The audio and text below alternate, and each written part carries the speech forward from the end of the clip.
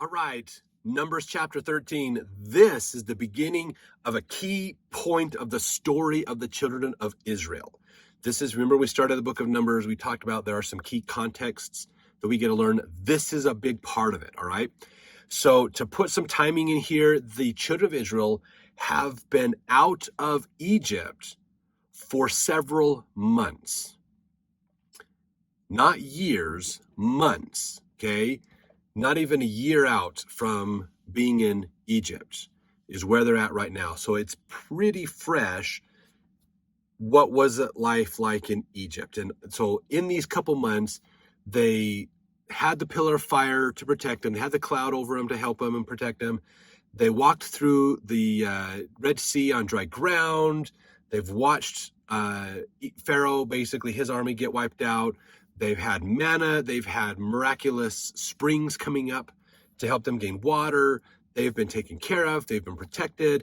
They've had plagues because of crying and complaining and murmuring. All in a few months that they've had this experience. They've built this tabernacle. They've gotten all of these things together. They're just getting all this started. Now they've moved to the wilderness of Paran.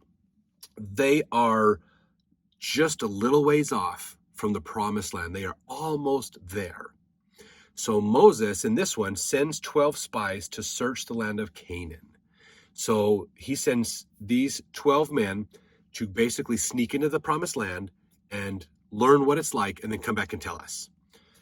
So 10 of them bring an evil report, telling only of the strength of the inhabitants. So chapter 13 of the book of Numbers, if you wanted to think of what is the way to summarize this, perception makes a difference. Your perception makes a huge difference in your success. This is the lesson to learn from this chapter. So verse 1, the Lord spake unto Moses, saying, Send thou men, that they may search the land of Canaan, which I give unto the children of Israel. Of every tribe of their fathers shall ye send a man, every one a ruler among them. So they send a ruler from each of the 12 tribes together to go, 12 men. And so now they list them over the next probably 12 or 13 chapters, okay? And Moses called Oshea the son of Nun, Jehoshua, basically, to go with them as well. So they sent them to spy out the land of Canaan and said unto them, Get you up this way southward and go up into the mountain and see the land, what it is, and the people that dwelleth therein, whether they be strong or weak, few or many, and what the land is that they dwell in, whether it be good or bad, and what cities they be that dwell in, whether in tents or in strongholds. What the land is, whether it be fat or lean, whether it be wood thereon or not, and be ye of good courage, and bring up the fruit of the land. Now the time was the time of the first ripe grapes. So he says, here's the questions I want you to go answer. Find these answers to these questions about what it's like in the land, and bring back some of the first fruits, because it's the season where harvesting is going to be happening. Bring some of the first fruits back. We want to be able to give the rest of the children of Israel an opportunity to understand what they're coming into in this land, basically. So, verse 21, they went up and searched the land from the wilderness of Zin unto Rehob, as men come to Hamath. And they ascended by the south and came unto Hebron, where Ahiman, Sheshai, Talmi, and the children of Anak were. Now, Hebron was built 7 years before Zon in Egypt. Just some historical context there. Verse 23, they came unto the brook Eshal, and cut down from thence a branch with one cluster of grapes, and they bare it between two upon a staff. There's that many grapes on this vine that they cut, this big branch, that they carried on a staff. Two people, probably one in front, one in back, had a staff between them, and they carried the grapes on the staff. There's that many grapes on this staff. Oh my gosh, that's a lot of fruit. I don't know if you've ever raised grapes, but that's a lot of fruit. Holy cow. And they brought of the pomegranates and of the figs.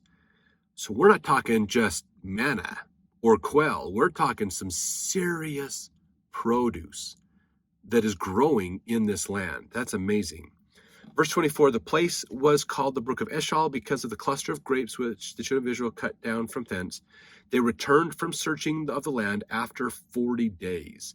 So they were there for a month exploring this land and getting to understand it. 12 men, 30 days to research the promised land. They come back. Verse 26, they're going to give their report to Moses. They went and came to Moses and to Aaron and to all the congregation of the children of Israel unto the wilderness of Paran to Kadesh, and brought back word unto them and unto all the congregation, and showed them the fruit of the land. So they brought it back. Everybody's gathered together to hear the report of what this is like. The children of Israel have been told their whole life, it's flowing with milk and honey. It's a great place. It's the promised land. It's going to be wonderful.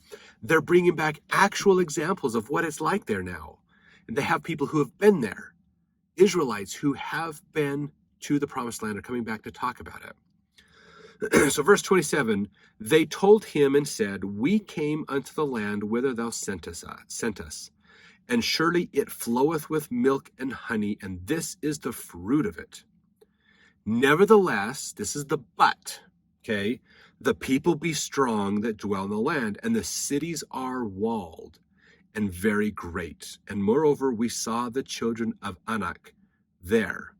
The Amalekites dwell in the land of the south, and the Hittites and the Jebusites and the Amorites dwell in the mountains, and the Canaanites dwell by the sea and by the coast of Jordan.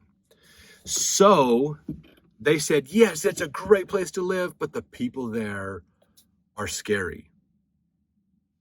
There's some serious people that live in that land. I don't know if we can deal with them. Verse 30, Caleb stilled the people before Moses and said, let us go up at once and possess it, for we are well able to overcome it. So Caleb, who went with Joshua, these other two that Moses called, they went, and Caleb's like, let's go. You guys just can't wait. We need to go up there and possess this land. We won't have a problem with it. It's going to be awesome.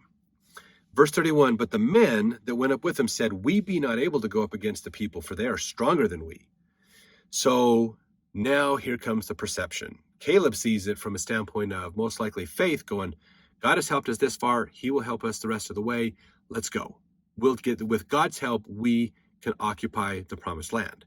What everybody else is saying, we, from our perspective of mortals, we will not be able to win the war against these people. So they're thinking not about the spiritual God helping them, but just the literal, could we take them on our own? And the answer is no, we couldn't, because these are big walled cities, so it take forever to get into them. We're going to learn about that in the book of Joshua coming up soon. But they're afraid. They are afraid, even though the land is a beautiful land. It's their promised land. They've been told that it's a promised land. God has promised it to them, and God has revealed many miracles to these people. They don't believe God.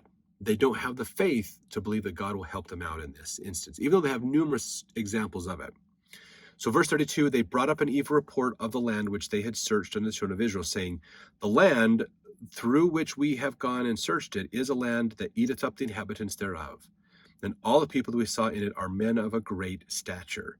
And there we saw the giants, the sons of Anak, which come of the giants. These are Philistines, and we were in our own sight as grasshoppers, and so we were in their sight.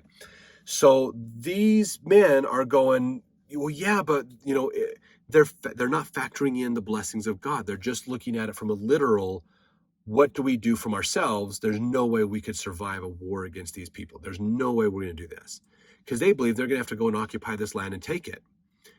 But if you remember from the promises that God gave them back in Exodus, okay, and really back in Genesis, they're not going to have to fight the people. God will use famines and plagues and pestilences to rid the people out of the land. And then they just come and inhabit it, basically, right behind them. The people will flee the city, basically. They won't have to fight. But the children of Israel lack faith. Oh my gosh. So now they've got this bad report in. Now let's learn in the next chapter what the children of Israel's response was to this information.